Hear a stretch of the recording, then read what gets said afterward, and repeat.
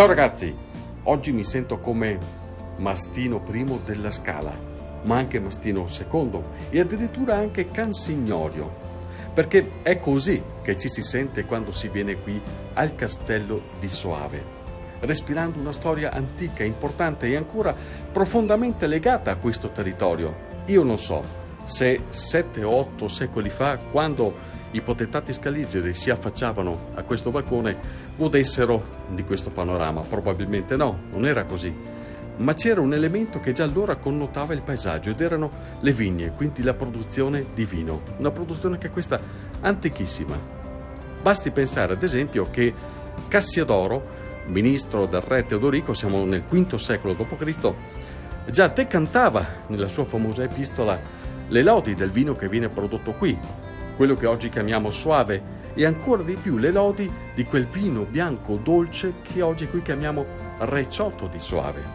Erano i contadini a produrlo quel vino, allora come oggi, anche se ovviamente con metodiche e tempi diversi. Ma molte di queste famiglie che continuano a portare avanti la tradizione lo fanno proprio a tutto tondo, ad esempio utilizzando le arele, i graticci su cui mettono l'uva da passire, oppure c'è ancora chi l'uva garganega la appende, crea i fruttai verticali, favorendo così un areggiamento completo dei grappoli spargoli. Insomma, lo spirito della tradizione continua a vivere anche oggi in diverse cantine e in diverse famiglie. E Cornelia, questa giovane produttrice, ci rende partecipi di cosa significhi lo spirito del Recioto vissuto in maniera tradizionale. Essendo figlia di vignaioli, capisco e comprendo tutto quello che si deve sapere prima di sorseggiare un bicchiere di vino, perché non è solo una bevanda, ma è frutto di storia, di lavoro, di esperienza, di errori e anche di crescita. Potremmo definire a Soave un po' il vino della memoria questo? Beh certo, è stato il primo vino fatto dal nonno, il vino che mio papà ha portato avanti, bandiera della nostra azienda, perché comunque il Recioto ancora adesso è il vino che colpisce più di tutti chi lo assaggia. Perché? Perché è un nettare, ti dà un'emozione unica, una dolcezza, ma abbinata anche a una sapidità che è tipica della nostra zona vulcanica, con questi terreni così minerali, che riesce a bilanciare e a dare delle emozioni veramente uniche. È ancora il vino dell'accoglienza? Sicuramente, è soprattutto il vino dell'accoglienza, è il vino che riesce a coinvolgere tutti e a mettere tutti d'accordo. C'è modo e modo di raccogliere un'eredità storica e culturale. Marco ne ha scelto uno molto simpatico: prendere il Recioto e catturarlo dentro una torta e chiamarla poi, guarda caso, Reciottina. Sarà l'influsso della vicinanza, perché anche lui, come Cornelia, è di Brognoligo.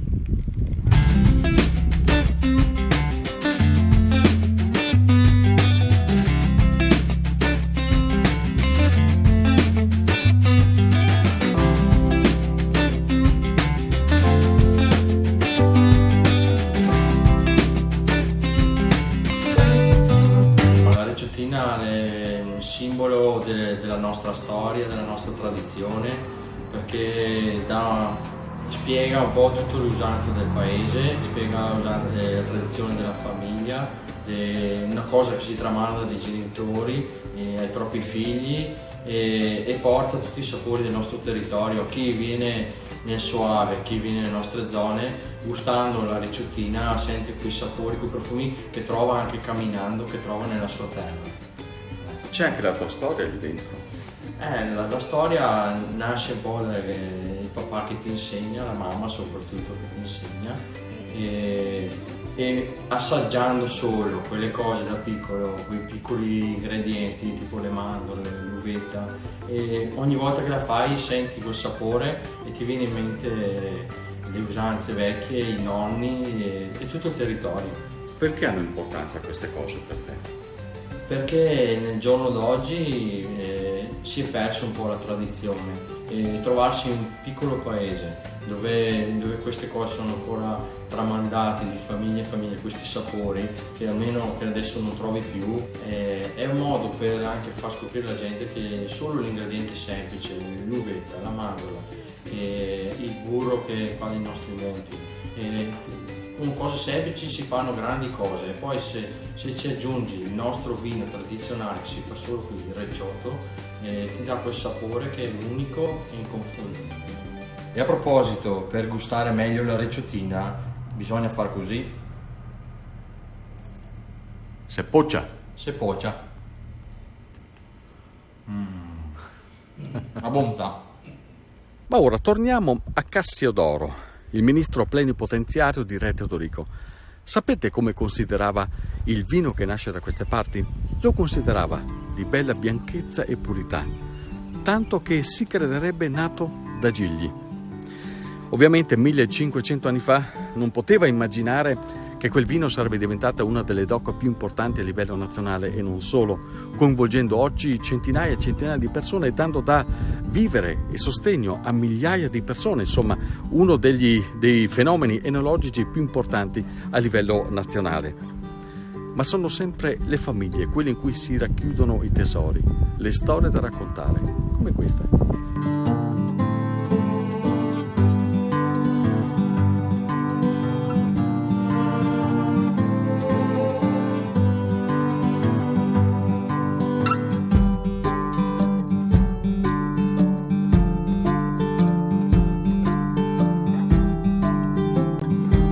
Cos'è il Soave, Chiara?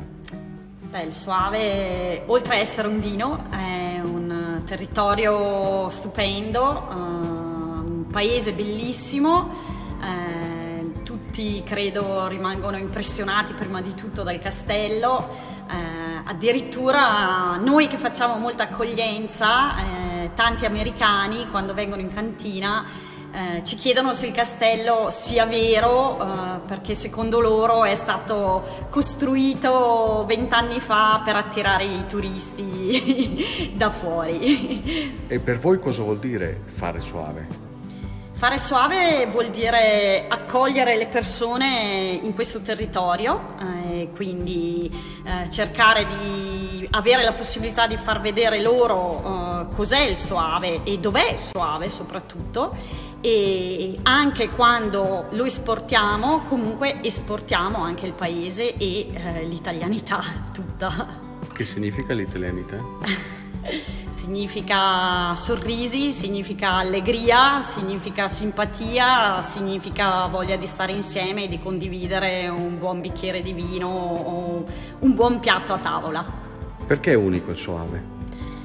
È unico perché questo territorio è unico. Abbiamo delle colline bellissime, abbiamo una varietà di un ecosistema bellissimo e anche non posso non dire che gli abitanti di Soave sono simpaticissimi.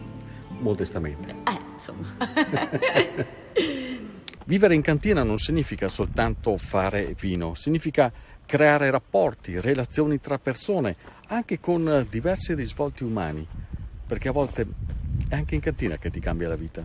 Ne sa qualcosa Elisabetta? Io sono entrata 10 anni fa presso la cantina e non sapevo niente di vino. Io arrivo anche dalla montagna, quindi per me bere voleva dire la birra, la grappa, quindi che non ha niente a che fare con il mondo del vino. Quando mi hanno presentato il bicchiere ho capito che ci sono tantissime sfumature al suo interno, quindi non è solo un bicchiere di vino bianco oppure un bicchiere di vino rosso. C'è carattere, c'è colore, ci sono profumi, ci sono tanti di quei profumi all'interno di questo calice, e quindi ho capito anche che anche il mondo intero non è così, non è solo o bianco o nero, cioè ci sono tantissime sfumature. Sono cresciuta mentalmente, quindi mi hanno dato la possibilità di conoscere il mondo intero, perché comunque noi abbiamo clienti che arrivano dall'America, dal Canada, dall'Alaska, dalla Cina, dal Giappone, quindi mi ha dato la possibilità di conoscere il mondo stando anche all'interno della cantina, quindi sono cresciuta anche da questo punto di vista. Ha cambiato la vita la cantina? Sì, tantissimo. Mi sono innamorata letteralmente non solo della cantina ma anche del produttore e della famiglia stessa.